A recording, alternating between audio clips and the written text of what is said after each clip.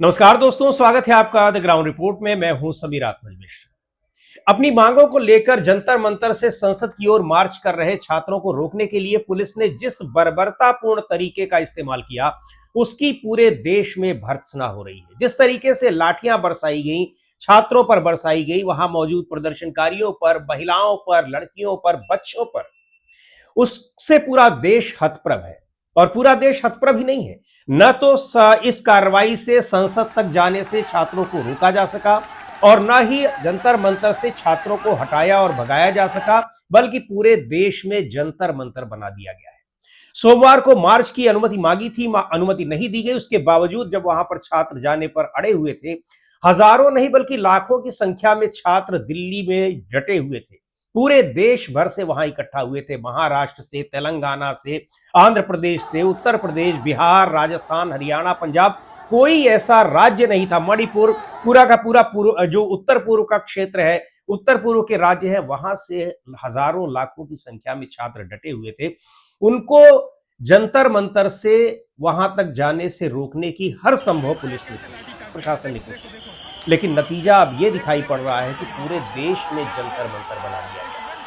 देर शाम जब वहां 7-8 बजे के करीब जंतर मंतर से रात में छात्रों को हटा दिया गया, प्रदर्शन समाप्त कर दिया गया, प्रदर्शन समाप्त करने की घोषणा कर दी गई, अचानक आधे घंटे बाद वहां पर हजारों की संख्या में छात्र फिर डट गए और ये कहने लगे कि हम कहीं नहीं जाने वाले हैं, इसी जंतर मंतर पर रहेंगे। और अब केवल धर्मेंद्र प्रधान, शिक्षा मंत्री धर्मेंद्र प्रधान ही इस्तीफा नहीं देंगे, बल्कि प्रधानमंत्री नरेंद्र मोदी को भी अब इस्तीफा देना पड़ेगा।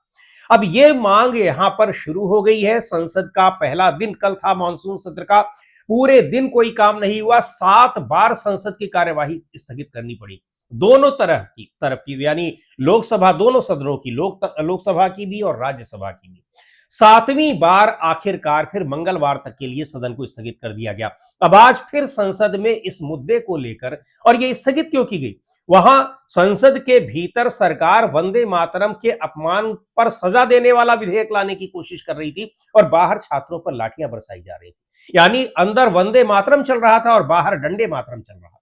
यहां डंडे बरसाए जा रहे थे। इसी को लेकर विपक्ष सवाल उठा रहा था कि आखिर ये हजारों छात्र जो संसद तक चले आए हैं, हम इनसे बातचीत क्यों नहीं कर सकते हैं, हम किस अहंकार में डूबे हुए हैं।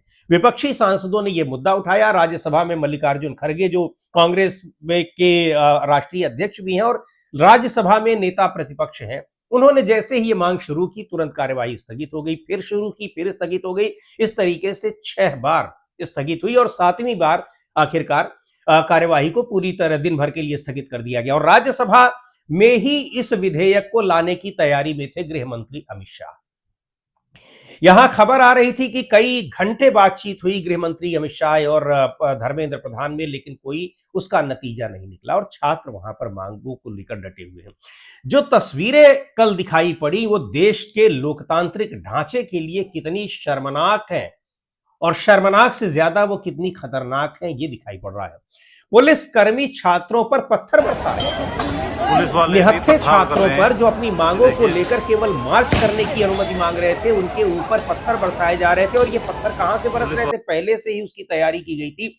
2 ट्रक यहां पकड़े गए थे जिन पर पत्थर भरे हुए थे और बाद में देखा भी गया कि कैसे वहां पत्थर बरसाए गए। इतनी बर्बरतापूर्ण तरीके से लाठियां मारी गई, बरसाई गई उन छात्रों के ऊपर, महिलाओं के ऊपर, लड़कियों के ऊपर, कॉलेज की छात्राएं थी। इसको देखकर जिसने भी देखा वो हैरान रह गया कि आखिर इनसे पुलिस वालों को, सरकार को, प्रशासन को आखिर कौन सी समस्या है।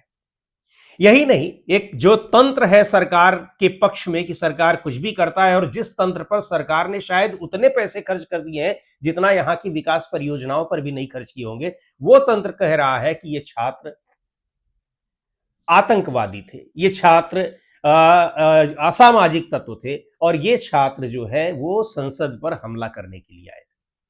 दूसरी तरफ खबर चल रही है कि प्रधानमंत्री को सुरक्षित निकाल लिया गया संसद से, जैसे संसद पर कोई हमला हो रहा हो। और मुझे यह लगता है कि इस देश के प्रधानमंत्री को संसद के भीतर अगर इतना डर लगता है तो उसे इस देश के प्रधानमंत्री का पद तुरंत छोड़ देना चाहिए। इस देश का नेतृत्व करने का उसको कोई अधिकार नहीं है। उसको अपने देश की सांसदों से, महिला सांसदों से खतरा लगता है।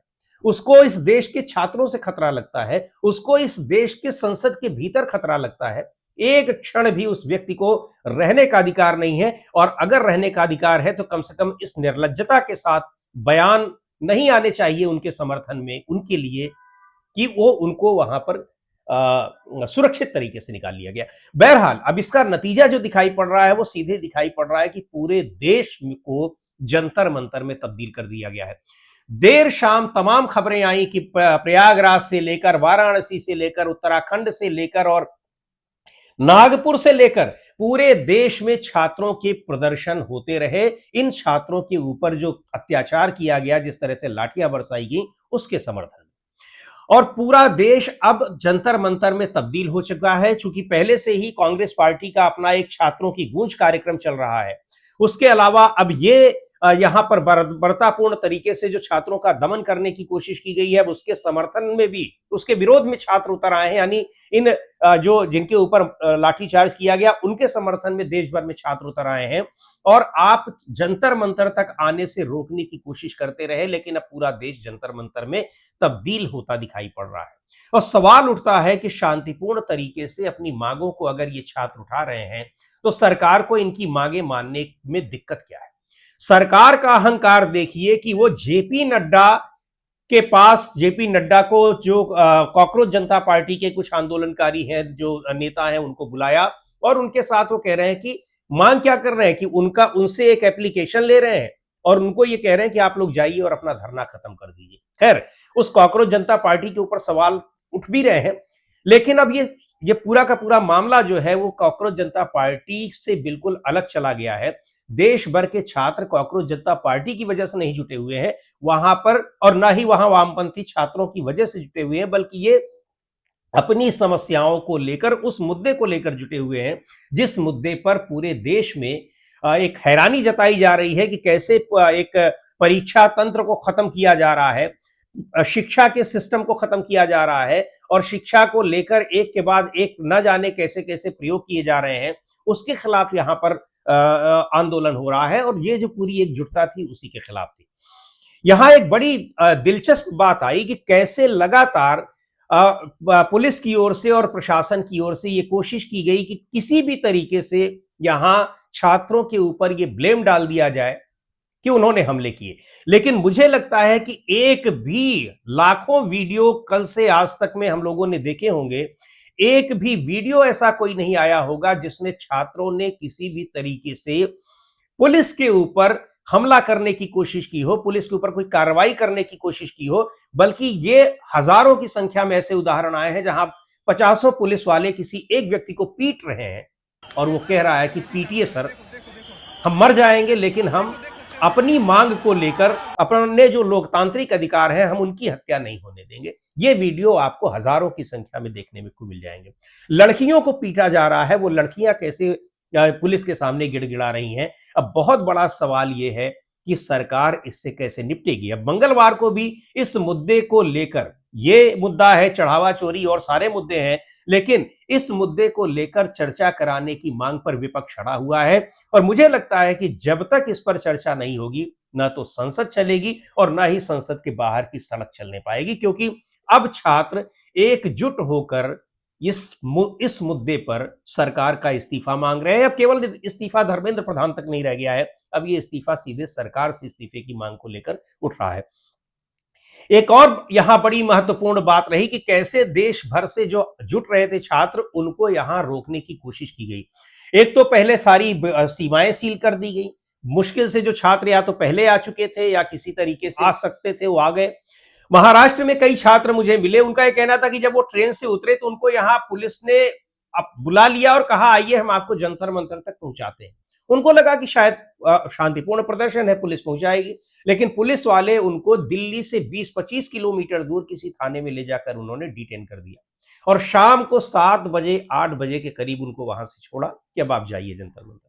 वो कहते रहे कि हम तो यहाँ प्रदर्शन में कहे कि यही प्रदर्शन है। और ये 40-40, 50-50 के समूहों में आए हुए छात्र थे। तो पुलिस ने इस तरीके से उन छात्रों को यहां पहुंचने से रोकने की कोशिश की, लेकिन नतीजा आपके सामने है कि वो जंतर मंतर से संसद तक मार्च भी हुआ, जंतर मंतर पर फिर जुट गए और जिनको आपने रोकने की कोशिश की थी उन्होंने भी आपकी इस निर्लज्जता का कैसे पर्दाफाश कर दिया वो दिखाई पड़ रहा है और आपने पूरे देश में जंतर मंतर खड़े कर दिए। आज की वीडियो में इतना ही। अगले वीडियो में फिर मिलेंगे एक नए विषय के साथ, एक नए मुद्दे के साथ। द ग्राउंड रिपोर्ट के यूट्यूब चैनल को आपने अब तक सब्सक्राइब न किया हो तो जरूर कर लें, हमारे वीडियोस को लाइक करें, शेयर करें और अपने सुझाव भी हमें जरूर भेजें।